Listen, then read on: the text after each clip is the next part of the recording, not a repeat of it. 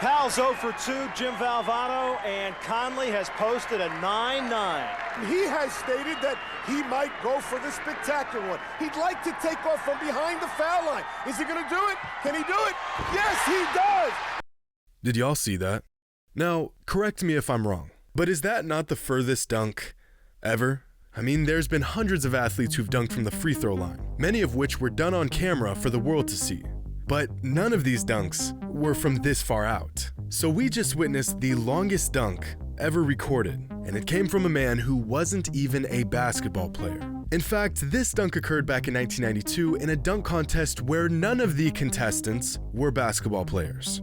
But they were all really good athletes. A couple baseball players by the name of Barry Bonds and Ken Griffey Jr. You might be familiar with those guys. And a few football players, including a guy named Chris Carter and another by the name of Michael Irvin.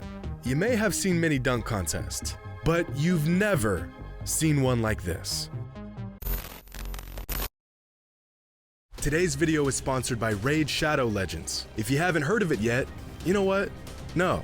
I know y'all have heard of Raid Shadow Legends, the free-to-play game available on mobile and PC. Raid is an expansive turn-based RPG now with over 600 champions within their own factions. You've got the dwarves, the dark elves, the orcs, and the lizard men champions. There's some people hating big time.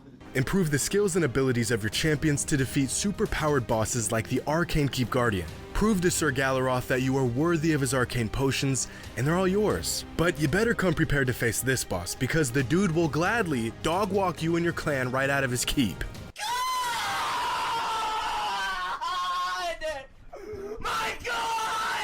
There's a fresh rotation of the Hydra boss and a ton of events and tournaments every single day, including some special Valentine's Day events where you can score a brand new legendary champion. After seeing Raid absolutely everywhere I looked, I had to try the game out myself. And brothers, I'm invested. I'm making progress, I'm getting my numbers up. Some may even say that I'm the Brian Scalabrine of Raid Shadow Legends. Mid at best, but always giving my best effort. There's never been a better time to get started on Raid, and if you use my link in the description or scan the QR code right here, new players will get a free starter pack worth nearly $30 to kickstart your progress. You can find your rewards within the game in your inbox for the next 30 days only. So be sure to download Raid Shadow Legends today using my link in the description or the QR code on your screen. The 2022 dunk contest was, well, let's just say it wasn't very good. And now, Jason Richardson, left hand. That's tough. Yep. 10. No. No. Young fella, go. We are. Okay. You know what? Who am I kidding? This year's NBA dunk contest was atrocious. No stars, so many failed attempts that I was actually wondering if the network was going to go to a commercial break in the middle of an alley-oop, and NFTs and Timberland boots as dunk props. I never, ever thought I'd see the day where a skills challenge was more entertaining than a dunk contest. And yet, here we are. But I'll cut these young guys some slack, because honestly, the bar has been set extremely high. We've seen just about everything there is to see in the world of dunking, with the internet and social media providing us with every dunk and angle and prop and athlete imaginable. I suppose it's next to impossible to really impress fans these days. I am being dead serious when I say last week I saw a man pull off a double East Bay on my Instagram feed, and I wholeheartedly was kind of impressed for a moment, and then I kept scrolling. That ain't right. We are spoiled with endless amounts of crazy basketball content 24/7, so these days you gotta get creative with what you bring to the table. And when it comes to the NBA Slam Dunk Contest, I really don't know how much crazier things can get. Which is exactly why the NBA needs to implement an entirely new system to the age-old event. A new variable to the Slam Dunk Contest that I think would make things infinitely more interesting.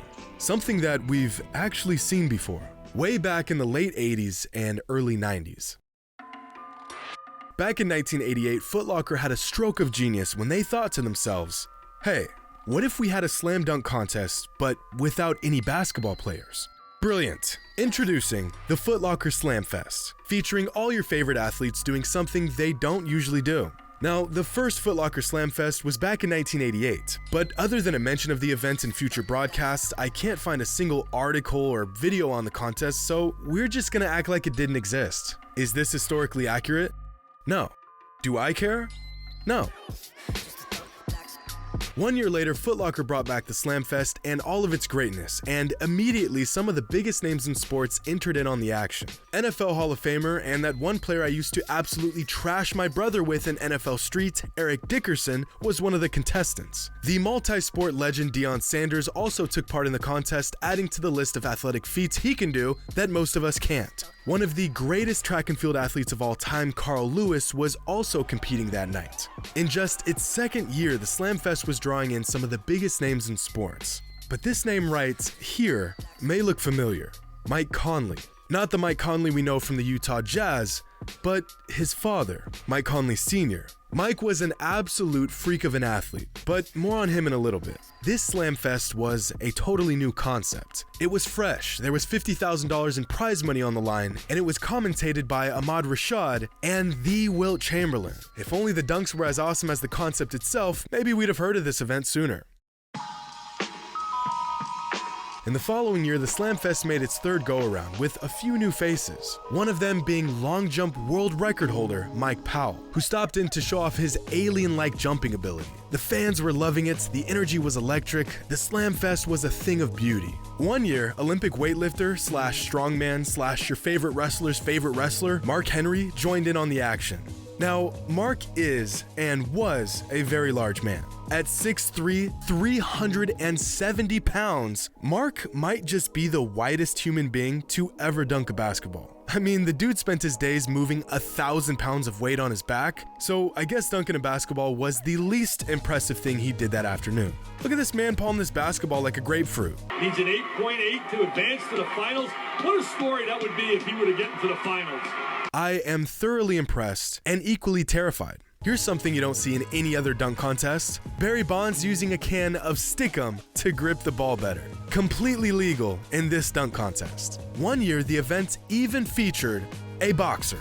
You truly never knew what you were going to get in the Foot Locker Slam Fest. But in 1992, Foot Locker really pulled out all the stops to bring in some of the biggest names in all of sports. Barry Bonds, Dion Sanders, Mike Powell, Mike Conley Sr., Chris Carter, Derek Thomas, Michael Irvin. All of these incredible athletes showing up to a dunk contest for $50,000 and bragging rights. And what were the results of this star-studded contest, you ask? Well, in the first round, Ken Griffey Jr. was eliminated by former Heisman Trophy winner Tim Brown. Oh, and by the way, this dunk earned Griffey a 9 out of 10 from the judges. Don't worry, it gets better.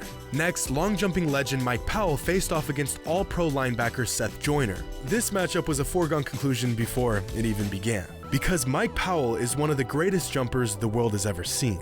In fact, to this day, Mike holds the long jump world record in track and field, and he set that record just months before this event. How far did Mike leap? Well, here's the free throw line at 15 feet out, here's the high school three-pointer, here's the NBA three-point line nearly 24 feet out, and all the way out here is Mike's world record long jump in the summer of '91. 29 feet, 4.5 inches. Mike was a human cheat code, and he breezed through the first round of this competition. Next was American volleyball player Adam Johnson against arguably the greatest baseball player ever who couldn't get into the Baseball Hall of Fame, Barry Bonds. And, Bonds won this round. Dion Sanders advanced to the next round after defeating Mariner pitcher Eric Hansen, and on the other side of the bracket, the NFL nearly had a clean sweep with Rob Moore, Chris Carter, and Michael Irvin all advancing to the next round, joined by Mike Conley. And this is where things really heat up. In the second round, we have quite possibly the most 90s looking picture I've ever seen in my life. Barry Bonds versus Dion Sanders in a dunk contest. Give it to me! Give it to me! Just give it! If I go down, man, I'm gonna go down trying. I don't say I'm gonna make it, but I'm gonna try. I don't know about confidence right here. He tries to con everyone. Last year he said, I couldn't get off the ground, and he did fairly well. Look at him right here. Oh, yes! Mr. Bonds, and he says, I love it! And after Dion missed both of his attempts, Bonds advanced to the semifinals. On the other end of the bracket, Mike Conley threw down one of the better dunks of the competition with this double pump reverse jam. And after seeing this man jump, it's crazy to think that his son is a 15-year NBA vet while being half the pure athlete his father was. And so the championship round came down to the best long jumper in the world against the best triple jumper in the world.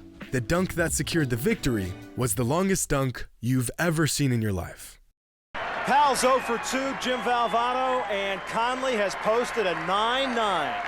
Regina, Conley looks a little bit worried, but she really shouldn't be. Her husband's in an enviable position. We've already stated only a 10 can beat him, right? And he has stated that he might go for the spectacular one. He'd like to take off from behind the foul line. Is he going to do it? Can he do it? Yes, he does! Now, like many of you, I've seen a lot of dunks in my life, but never have I seen someone dunk from this far out. Dig through every NBA game, every NBA and non-NBA dunk contest. You will not find a dunk further than this. In fact, from what I've seen, all of the furthest dunks caught on camera are from guys who didn't even play in the NBA. Former college hooper Alex Austin is one of few to actually dunk from behind the free throw line, but he was just slightly behind it. Not as far as Conley. We gotta find something further. Here's a dunk from former world-class high jumper Jim Dilling. A dunk from a couple inches outside the free throw line. Incredibly impressive. But still, Jim didn't take off as far as Conley did. We gotta go further. And I think I found the closest thing. A dunk from another world-class high jumper named Jordan Wessner. Wessner is an insane athlete who posts some incredible jumping feats on his Instagram. From videos of him jumping over cars, to a video of him almost touching the rim from damn near the three-point line, to this video of a free throw line dunk as far as we've ever seen. Absolutely insane. Whose dunk was further? Mike's or Jordan's? It's hard to tell, but I'm gonna give the edge to Mike. Which means that, from what I can find, the longest dunk ever recorded took place in a dunk contest with no NBA players by a world-class triple jumper whose son now plays in the NBA. This is why we love sports. Now for a moment, can we all imagine if the NBA were to create an event like this during All-Star Weekend? They could do some sort of tournament bracket system. NBA players versus all the other sports. And then at the end, have the last two contestants face off for a shot to win a prize. Let's say $500,000 and a trophy to take home. This would be amazing. Both the NFL and MLB are in their off-season, so you know they'd be available to participate in the event. And quite possibly the best part, the league in which the winner of the event plays in gets to have bragging rights and the trophy for a year. Could you imagine if a baseball player won the World of Sports dunk contest and the MLB got to keep the NBA Slam Dunk trophy for a year? It would be madness. Sure, the NBA would probably walk away victorious damn near every year, but who wouldn't tune in the off chance that some 6-foot running back pulls out an East Bay and goes home with the crown? Imagine if we had a dunk contest event during All-Star Weekend that looked like this, with NBA players and NFL players, MLB players, a track athlete, a boxer, screw it, throw in a golfer. You could not convince me that this event wouldn't be the most watched and entertaining event during All-Star Weekend. Maybe the idea of losing a dunk contest to guys who aren't even basketball players would light a fire under some of the best players and dunkers in the league. At the very least, we would all get the chance to see something that we've never seen before. And that sure as hell beats NFT necklaces as dunk props. Hope you all enjoyed, and as always, until next time.